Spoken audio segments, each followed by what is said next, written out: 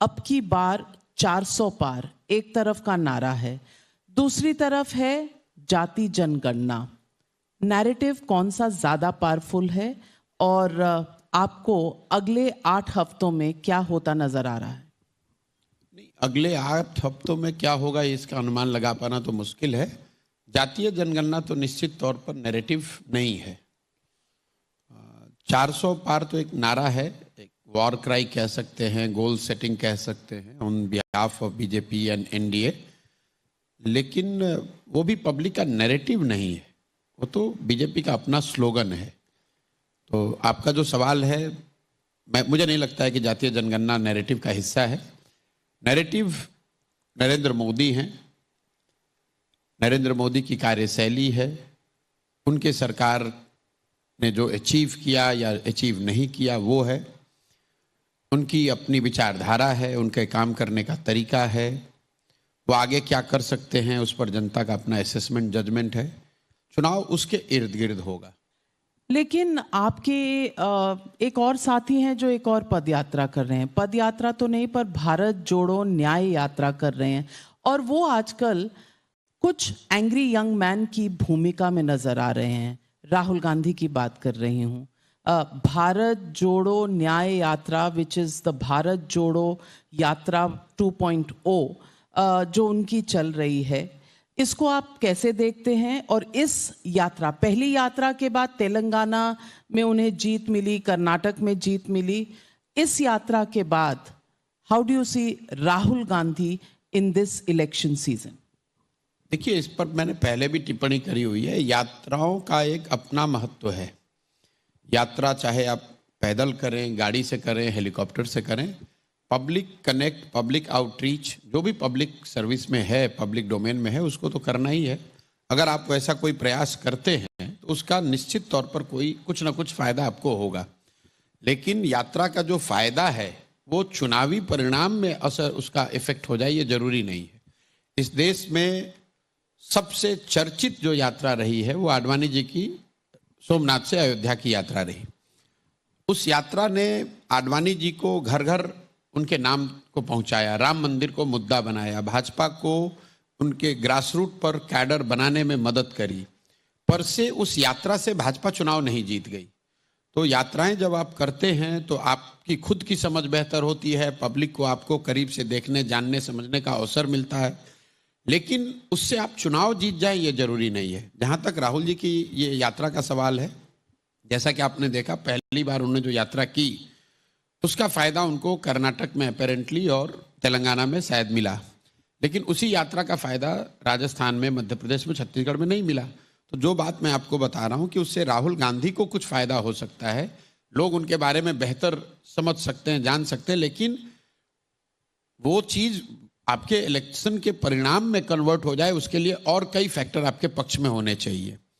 ये जो अभी यात्रा, सेकेंड यात्रा उन्होंने करी है, इसका कोई बहुत बड़ा असर मुझे नहीं दिख रहा है। उसकी एक मेन वजह यह है कि इस यात्रा की टाइमिंग गलत है।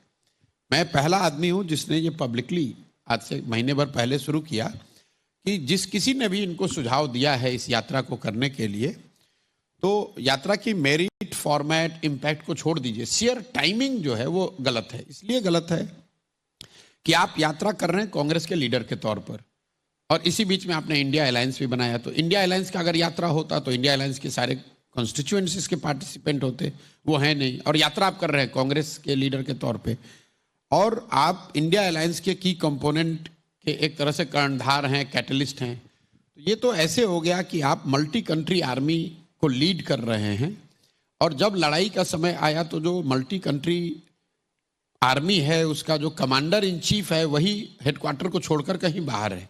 तो जब उनको हेडक्वार्टर पे होना चाहिए, उनको अलायंसेस फिक्स करने चाहिए, सीटों के निगोशिएशन को तय करना चाहिए, नैरेटिव पे काम करना चाहिए, किनको टिकट मिलेगा इसको तय करना चाहिए, रिसोर्स कहाँ से आएगा इस पर तय करना है। ये ना करके आप मणिपुर में घूम रहे हैं, नागालैंड में घूम रहे हैं, बिहार में घूम रहे हैं।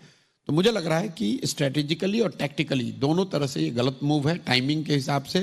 राहुल गांधी कुछ मुद्दे तो उठा रहे हैं। उनका कहना है, एक पत्रकार से उन्होंने पूछा कि आप कौन सी जाति से हैं, IUN OBC, आपका मालिक कौन सी जाति से है, आप दलित के बारे में क्या सोचते हैं, और ना कोई मालिक दलित है, OBC है। फिर वो अगर राम मंदिर का मुद्दा उठाते हैं तो उसमें कहते हैं कि वहाँ अडानी अंबानी जा रहे हैं, वहाँ ऐश्वर्या राय डांस कर रही हैं, वहाँ कोई दलित OBC नहीं जा रहा। और वो ये भी कह रहे हैं कि आप लोग इस देश में जय श्री राम करते रहेंगे, आप लोग वोट कैसे देना है, मुद्दे कौन से उठाने हैं, ये आप में समर्थ नहीं है। ये जो एंगर है, ये जो गुस्सा है राहुल गांधी का, ये पब्लिक किस कॉन्टेक्स्ट में देखे? देखिए, हर आदमी का अपना तरीका है। अब उनकी टीम ने, उनके जो सलाहकार हैं या उनके जो भी पार्टी के लोग हैं, उन्होंने ये तय किया है कि इन बातों को वो उठाना चाहते हैं। मेरा अपना मानना है कि कांग्रेस जैसे या किसी भी राष्ट्रीय दल को जाति के आधार पर बहुत बड़ी राजनीति करने का अगर कोई दल प्रयास करेगा तो उसको नुकसान होगा। क्योंकि क्षेत्रीय दलों के लिए तो ये फिर भी ठीक है, क्योंकि आप अपने एक क्षेत्र विशेष की, एक राज्य विशेष की बात कर रहे हैं, किसी एक जाति या जाति समूह के पक्ष या विरोध में आप बात कर सकते हैं। जब नेशनल पार्टियां, नेशनल लीडर्स जाति के आधार पर बात करना शुरू करेंगे तो उसमें इतने इनहेरेंट कॉन्ट्राडिक्शंस हैं कि संभव है कि कहीं पर OBC आपके साथ है, कहीं पर OBC आपके साथ नहीं है। लेकिन अगर आप नेशनल लीडर के तौर पे ये बात करना शुरू करेंगे तो कुछ जगह पे फायदा हो सकता है और कुछ जगह पे बहुत नुकसान भी हो सकता है। कांग्रेस को इससे, कांग्रेस जैसे दल को, मेरी अपनी समझ है, बचना चाहिए। जातीय जनगणना होना चाहिए, उसको साइंटिफिक बेसिस पे उस पर निर्णय हो, बात हो, वो सब ठीक है। लेकिन उसको चुनाव का मुद्दा बना देना, कांग्रेस अगर उसको अपना सेंट्रल थीम, सेंट्रल मुद्दा बनाएगी तो उसका नुकसान होगा।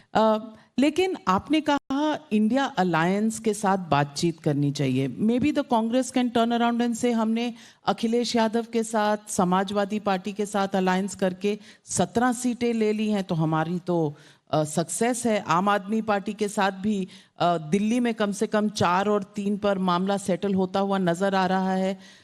Is this a success? ये तो मीडिया का ऑब्सेशन है कि सीटों का डिस्ट्रीब्यूशन हुआ कि नहीं और कौन इसका चेहरा बनेगा। मैं बार बार कह रहा हूं कि इंडिया अलायंस बनना शुरू हुआ जून में। सिर्फ दलों के और नेताओं के एक साथ बैठने से, एक साथ बैठकर चाय पीने से या स्टेटमेंट देने से कि हम लोग साथ में हैं और साथ में चुनाव लड़ना चाहते हैं, या उनके प्रेस वार्ता करने से पब्लिक पे कोई फर्क नहीं पड़ता है। पब्लिक पे फर्क तो तब पड़ेगा जब उस अलायंस का कोई नैरेटिव, कोई एजेंडा सामने आएगा जो कि पब्लिक का, जिससे सरोकार हो। What India alliance is trying to do is कि पहले लीडर्स को इकट्ठा कर लो, दलों को इकट्ठा कर लो और उसके बाद नैरेटिव बना लेंगे। तो वो मुझे लगता है कि it is like putting the cart before the horse. Time है और is it too late? Do you think India alliance वाकई में एक पोटेंट अलायंस है जो मोदी को चुनौती दे सकती है? दे सकता था, लेकिन उन्होंने सही समय पर इसको बनाया नहीं। और जब बनाया उसके बाद जिस सिंसियरिटी से उस आइडिया पर, उस नैरेटिव पर काम होना चाहिए था, वो काम हुआ नहीं। इन्होंने बनाया जून 2023 में। कई लोग, हम लोग सुनते हैं पब्लिक डोमेन में कि मोदी जी ने राम मंदिर का जो ये समारोह था एकदम टाइम्ड टू परफेक्शन की जनवरी में किया ताकि चुनाव में उसका लाभ उठा सके। मान लीजिए कि इस बात को एक बार को सही मान लें कि चुनाव के लाभ के नजरिए से ही ये पूरा मंदिर का काम किया गया, लेकिन ये वो कर इसलिए पाए कि 3 साल या 4 साल पहले उन्होंने ये सोचा होगा कि मंदिर का निर्माण इस गति से कराओ कि वो जनवरी 2024 में हम इसको कर पाए। मतलब वो 3 साल 4 साल पहले से अपनी 24 की तैयारी कर रहे हैं। तो अगर आप उनसे लड़ रहे हैं, विरोधी, राजनीतिक विरोधी है, तो आपको भी सोच के रहना है कि भैया मंदिर वाला मुद्दा आएगा 24 से पहले, भाजपा, मोदी जी उसको बनाने की कोशिश करेंगे। तो इनको भी तो तैयारी 3 साल पहले से सोच के करनी चाहिए थी। ये 3 साल बैठे रहे। अब चुनाव के 6 महीने पहले उठ के इंडिया अलायंस बनाया। अब अलायंस बनाने के बाद भी उनका आप वर्किंग आवर देखिए। इंडिया अलायंस की जो 4 बैठकें हुई हैं जून से लेकर अभी हम लोग बैठे हुए फरवरी एंड में, कुल 4 इनकी बैठक हुई। वर्किंग आवर आप मिलाकर अगर देखेंगे, अगर 2-2 दिन भी है तो 10 दिन, 7-8 दिन का टोटल काम हुआ है। अगर ये जेन्युइनली सीरियस थे, किसी वजह से लेट बना अलायंस, तो किसने रोका था कि जून के महीने में ही 7 दिन तक लगातार ये नेता एक साथ बैठे होते? जितना काम अभी हो रहा है ये काम जून में हो गया होता। अगर राहुल गांधी यूरोप 7 दिन जा सकते हैं तो 7 दिन बैठकर इंडिया अलायंस क्यों नहीं खत्म? उसके सारे जो आयरनिंग आउट जिन विषयों पर करनी थी उसी समय कर लेते। कांग्रेस ने यह किया कि इंडिया अलायंस बन गया, उसके बाद इनको सफलता मिल गई कर्नाटक में, तो इन्होंने सोचा पहले जितने राज्य के इलेक्शन हैं ये हो जाए, इसमें इनका अनुमान था कि इनको बहुत बड़ी जीत मिलेगी। तो वहां वन अपमैनशिप था कि अगर हमें जीत मिल गई तो हम इंडिया अलायंस को डिक्टेट कर पाएंगे या उसकी लीडरशिप हमारे पास रहेगी, उसको हम अपने टर्म पर चला पाएंगे। इस चक्कर में जून से लेकर दिसंबर तक इन्होंने कुछ किया नहीं। जून में नतीजे उल्टे आ गए। अब जनवरी में ना माया मिली ना राम, समय भी हाथ से निकल गया, दूसरे आपकी बात सुन भी नहीं रहे हैं और आपकी अपनी इलेक्टोरल हालत खराब हो गई। तो जब आपके एफर्ट में ईमानदारी नहीं होगा तो कहीं ना कहीं आपके साथ धोखा होगा ही होगा। और परीक्षा आपके 6 महीने के बाद है, अब आप पूछ रहे हैं भाई क्या करें तो जीते। भाई अब कुछ नहीं कर सकते हो। जब साल भर आपने पढ़ाई नहीं की तब तो आप भगवान भरोसे ही गेस पेपर पढ़ के जाइए और ये होप कीजिए कि शायद जो सवाल आपने पढ़ा है वही आ जाए तो आप पास हो जाइएगा, नहीं तो आपको आपका रिजल्ट तो आपके फेवर में नहीं आने वाला है। तो चलिए, हम एसआरसीसी में बैठे हैं तो पढ़ाई और एग्जाम्स की बात हुई है, तो बच्चों के बीच में से यहाँ स्टूडेंट्स हैं एसआरसीसी के, कुछ सवाल पूछना चाहते हैं। बहुत से हाथ उठ रहे हैं। पहला सवाल वहां पीछे जी। फार्मर्स का एक प्रोटेस्ट चल रहा है, तो मेरा पर्सनल एनालिसिस भी है और मैं आपका भी जानना चाहूंगा कि क्या वो पॉलिटिकली बैक्ड है या जेन्युइनली डिमांड है उनका एक मूवमेंट। नहीं, देखिए, कोई भी बड़ा आंदोलन होगा तो उसमें पॉलिटिकल फोर्सेस तो पार्टिसिपेट करेंगे ही। तो ये कहना कि पॉलिटिकली बैक्ड है उसमें कोई गलती नहीं है, नाइदर इथिकली और अदरवाइज।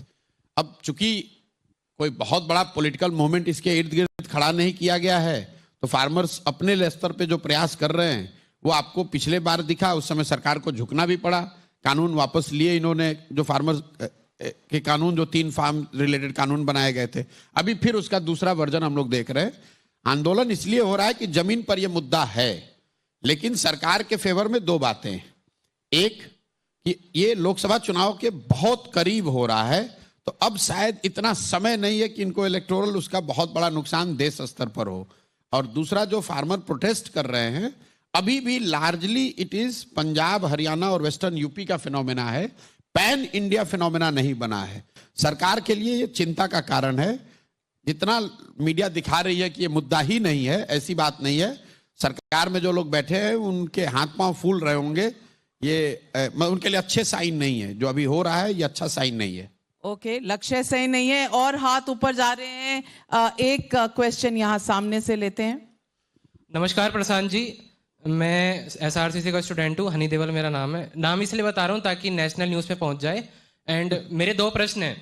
सबसे पहले तो मैं आपकी अपने हृदय की गहराइयों से बहुत सराहना करना चाहता हूँ। जो आपका जन स्वराज जो मूवमेंट है, मैं इसके बारे में पढ़ रहा हूँ, उसको फॉलो कर रहा हूँ। आपको 16-17 महीना हो गया उसको करते हुए, तो मैं उसकी बहुत सराहना करता हूँ अपनी पर्सनल कैपेसिटी पे। जो भारतीय जनता पार्टी है वो जो युवा हैं उनको जॉब देने में इतनी सक्सेसफुल नहीं रही है, तो उसको ये पार्टी कैसे बैलेंस करती है इलेक्शंस में? यूपी में भी अच्छा परफॉर्म कर जाते हैं, सेंट्रल लेवल पे भी कर जाते हैं, एंड ये भी नैरेटिव बताते हैं कि जो यंग पॉपुलेशन है वो काफ़ी है देश में। इस वोट को ये बैलेंस कैसे कर पाते हैं? पहला प्रश्न ये है। एंड दूसरा प्रश्न मेरा आपसे रिलेटेड ही है। पिछले 3-4 महीने में ये मैं काफ़ी नोटिस कर रहा हूँ ऑन ए पर्सनल लेवल कि आप बहुत ज़्यादा इंटरव्यूज़ दे रहे हैं टीवी न्यूज़ चैनल्स वालों को। सो बुरा मत मानिएगा, बट मैं जानना चाहता हूँ कि आप रिलीवेंट रहने की कोशिश कर रहे हैं इलेक्शन टाइम पे? Thank you. वेल, देखिए, सवाल तो सवाल आप है। ये नहीं कह सकते कि सिर्फ हम मीडिया वाले टफ सवाल पूछते हैं। नहीं, स्टूडेंट्स सवाल तो सवाल है, वो बैलेंस करने के लिए सवाल करने की जरूरत नहीं है। आपने कहा कि अगर सारे लोग नाराज हैं तो सरकार जीत क्यों रही है? भाई, सरकार जब पिछली बार जीत कर आई 2019 में, 100 लोग जो वोट देने गए उसमें से 38 लोगों ने सरकार के पक्ष में वोट दिया, मोदी जी के पक्ष में वोट दिया, 62 लोगों ने नहीं दिया। तो मेजॉरिटी तो उस समय भी सरकार के से कन्विंस नहीं थी। तो अगर युवाओं को रोजगार नहीं मिल रहा है तो आज भी अगर वो नहीं देंगे, लेकिन वो जो 62 है वो किसी एक जगह नहीं है, वो बिखरा हुआ है, उसको कोई गैल्वेनाइज नहीं कर पा रहा है, इसलिए सरकार को उसका फायदा है। दूसरी बात आपने कही कि मैं रेलेवेंट होने की कोशिश कर रहा हूं, तो मैं तो रेलेवेंट था, मैंने अपने आप को इरेलेवेंट बना दिया है। मैं जो काम करता था उसको छोड़ दिया। 2 अक्टूबर 2022 से 2023 तक तो मैंने गाड़ी पर पैर नहीं रखा, मैं गांव से बाहर नहीं निकला। फिर लोगों ने ये कहा कि भाई 1 साल ये पूरी ईमानदारी शुद्धता से हो गया, अब पदयात्रा तो आपको 2 साल और करना है, कम से कम अपने अनुभव बताइए कि आप क्या कर रहे हैं।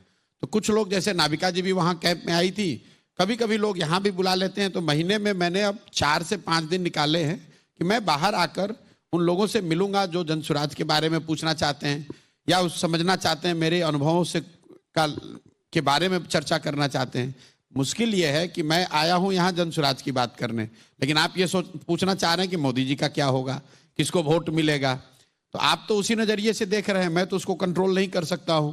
मैं अपना काम कर रहा हूं और ये तय किया हुआ है कि 2 बरस लगे, 5 बरस लगे, 10 बरस लगे, काम मुझे वही करना है जो मैं बिहार में कर रहा हूं। इन बिटवीन लोकसभा का चुनाव है, तो नाविका जी का तो ये पूछना है भैया लोकसभा के चुनाव में क्या होगा, राहुल गांधी ने क्या बोला उस पर बताओ। राहुल गांधी में मेरी कोई दिलचस्पी नहीं है, मेरी दिलचस्पी नरेंद्र मोदी में नहीं है, मेरी दिलचस्पी बिहार में को लेकर है, मेरी दिलचस्पी बिहार को बेहतर कैसे बनाया जाए इसको लेकर है।